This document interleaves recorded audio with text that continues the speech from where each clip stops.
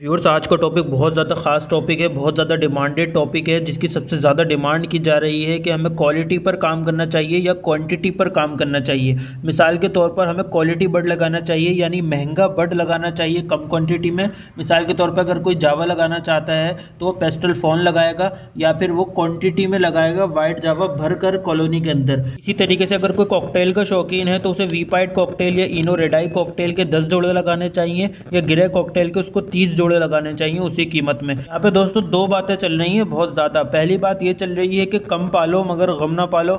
दूसरी बात चल रही है कि ज़्यादा पालो मगर कम ना पालो, यानी कमर्शियल बर्ड पे काम करो, क्वांटिटी में रखो, भरपूर जगह अपनी यूज़ करो, सारी जगह यूज़ करो, पिंजरे भर दो, कॉलोनियाँ भर दो, यानी आप बजीज लगा लो मिसाल के तौर पर, और ज़्यादा क्वान्टिटी में लगाओ। भले आपको एक पेड़ से 200 रुपये बच रहे हैं तो आप जो है वो 200 पेड़ डाल दो और हर पेड़ आपको 200 रुपये बचा के देगा महीने के, और आपको बहुत फ़ायदा होगा अगर आप कॉमन बजीज लगा लेते हैं। यहाँ दूसरी बात ये भी चल रही है कि भाई आप होगोरोमो डाल दो, महंगे वाले रिसेसिव पाइट टीसीबी होगोरोमो डबल फ्लावर में डाल दो, या आप जो है वो ब्लैक फेस डाल दो, या आप रेम्बो बजीज टॉप क्वालिटी के लेके डाल दो, भले आप 10 पेड़ डाल दो। नहीं दोस्तों, हो क्या रहा है ज़रा बात को समझिएगा।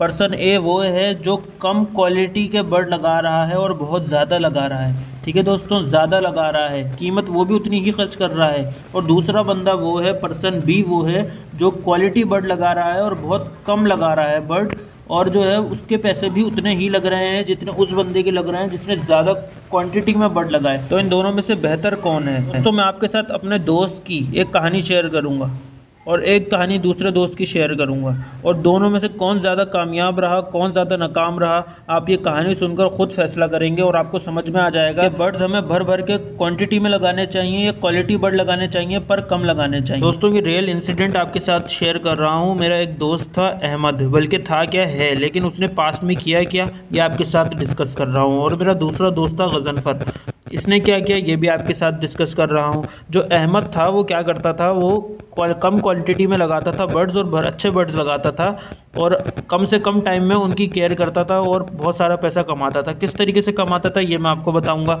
और जो मेरा दूसरा दोस्त था गजनफर, वो भर भर के परिंदे लगाता था। कौन कौन से उसने परिंदे लगाए और उसको कैसे नुकसान हुआ ये भी मैं आपको ज़रूर बताऊँगा।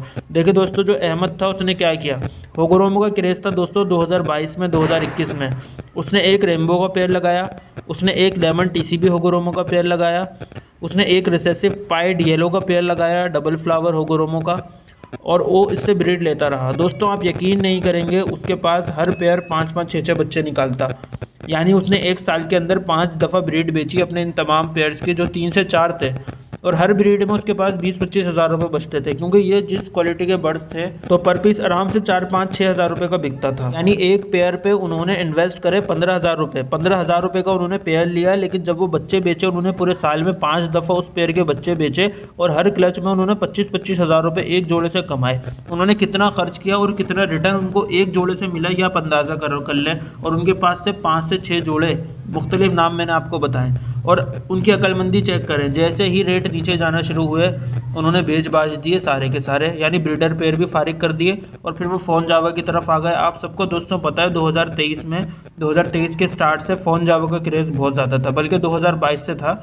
2023 में जो है वो बहुत ज़्यादा हो गया था और 2024 के मिड तक रहा था। उसके बाद आप सबको पता है फ़ोन जावा के रेट नीचे चले गए थे, तो उन्होंने फ़ोन जावा से भी भरपूर तरीके से कमाया, और जब फ़ोन जावा के रेट नीचे जाना शुरू हुए उन्होंने फ़ोन जावा भी फारिग कर दी।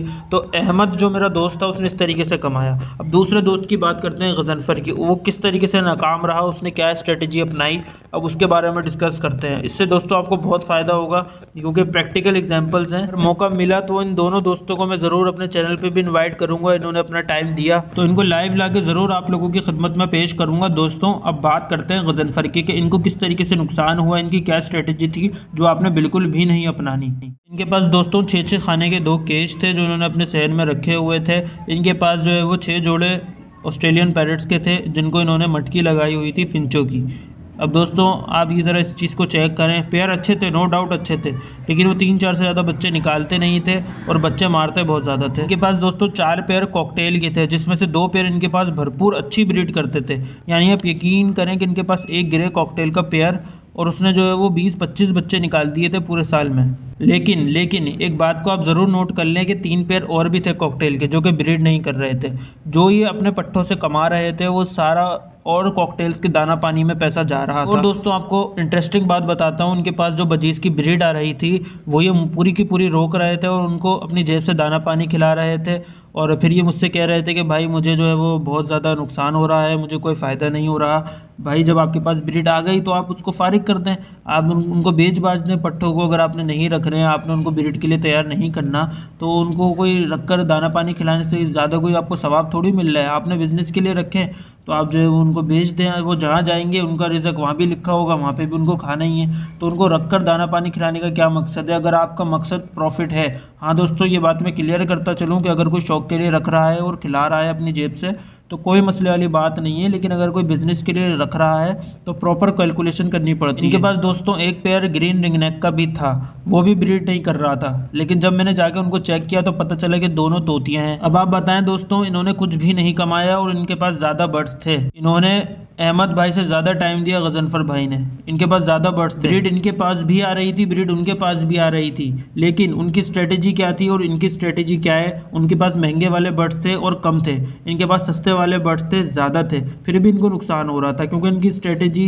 अच्छी नहीं थी। हाँ दोस्तों, क्वांटिटी पे आप काम कर सकते हैं, बिल्कुल कर सकते हैं। अगर आपके पास भरपूर टाइम है, आप फुल टाइम दे सकते हैं, आपके पास भरपूर बैग पे पैसा भी है, आपके पास भरपूर बड़ी जगह भी है और आपके पास बेहतरीन किस्म का तजुर्बा है, तो आप छाती ठोक कर ये बात कहने की भरपूर सलाहियत रखते हैं कि यार मैं ब्रीड भी ले लूँगा, मैं जो है वो मेडिकेशन भी कर लूँगा, मैं प्रॉपर टाइम भी दे दूँगा, मैं बेच भी दूँगा आसानी के साथ। तो आप रखें क्वांटिटी में, आपको कौन मना कर रहा है। लेकिन अगर आप टाइम ज़्यादा नहीं दे सकते, अगर आप चाहते हैं कि बच्चे जो आपके पास आए हैं वो महंगे बिकें और आपको भरपूर पैसा बचे, तो आपको महंगे वाले बर्ड लगाने पड़ेंगे और इस चीज़ को समझना पड़ेगा कि इसके रेट कब जाके गिरना शुरू होंगे और कब मुझे बेचकर मार्केट से निकल जाना है और अपना आपको नुकसान में नहीं आने देना। कुछ यूट्यूबर्स दोस्तों मैं देख रहा हूँ वो आवाज़ें लगा रहे हैं कि बल्क में काम करो, क्वांटिटी पे काम करो। उसमें दोस्तों टेंशन ज़्यादा है, शोबाजी ज़्यादा है और स्मार्ट वर्क कम है। चाहिए आज के दौर में हम स्मार्ट वर्क करें, ना कि ओवर वर्क करें, क्योंकि दोस्तों सबसे कीमती चीज़ हमारे पास क्या है आप मुझे बताएं। टाइम है। टाइम एक ऐसी चीज़ है जो अगर गुजर जाए तो वापसी कभी नहीं आता। दोस्तों क्वांटिटी में बर्ड्स रखने के बिल्कुल ख़िलाफ़ नहीं हूँ, मुझे भी पसंद है क्वांटिटी में बर्ड्स लगाना और कमर्शियल बर्ड्स पे काम करने का ही मैंने हमेशा मशवरा दिया है। लेकिन इसमें आमदनी ज़्यादा काफ़ी टाइम से लोगों को ज़्यादा नहीं हो पा रही, क्योंकि वो जो है वो बिल्कुल ही सस्ते बर्ड लगा लेते हैं। अगर आपको क्वान्टिटी में काम करना है तो इसके प्रॉपर प्रोटोकॉल्स होते हैं, उनको आपको फॉलो करना पड़ेगा, प्रॉपर शेड आपको देना पड़ेगा, फुल टाइम बर्ड्स को देना पड़ेगा। ज़्यादा बर्ड्स हैं तो ज़्यादा टाइम मांगेंगे, आपके पास हर वक्त ब्रीड आ रही होगी, उनको बेचना भी होगा आपको, तो आपको मुसलसल ऐड लगाने पड़ेंगे बेचने के लिए फेसबुक पे, OLX पे अपने परिंदों को, और आपको मार्केट जाके भी बेचने पड़ेंगे। ज़रूरी नहीं है ऑनलाइन ही बिक जाएं हर दफ़ा। तो क्वांटिटी में रखने के लिए ये सब चीज़ें हैं, जबकि क्वालिटी बर्ड अगर आप रखते हैं तो आप कम जगह में भी रख सकते हैं और आप आसानी से उसको मैनेज कर सकते हैं। हमारे एक बहुत अच्छे दोस्त हैं, उनके एक फ्रेंड हैं, उन्होंने जो है वो 4K पे एक सेटअप डाला। उन्होंने, आप यकीन करें, 1 करोड़ रुपए परिंदों के सेटअप पे लगा दिए। उन्होंने जावा भी लगाई, उन्होंने महंगे महंगे लवबर्ड भी लेके लगा दिए, डव भी डाल दी पूरी 120 गज की जगह पे। लेकिन दोस्तों उनके पास जो एक चीज़ नहीं थी वो था टाइम। वो टाइम नहीं दे पा रहे थे। और जो भी बंदा मुझे ज़्यादातर मिलता है वो बोलता है यार हमारे बर्ड्स ब्रीड नहीं कर रहे हैं। तो मैं उनको बोलता हूँ कि आप कितना टाइम देते हो। वो बोलता है नहीं यार मैं तो ऑफिस में होता हूँ, सुबह दाना पानी करके चला जाता हूँ, फिर रात में आता हूँ, घर वालों को टाइम देता हूँ और सो जाता हूँ।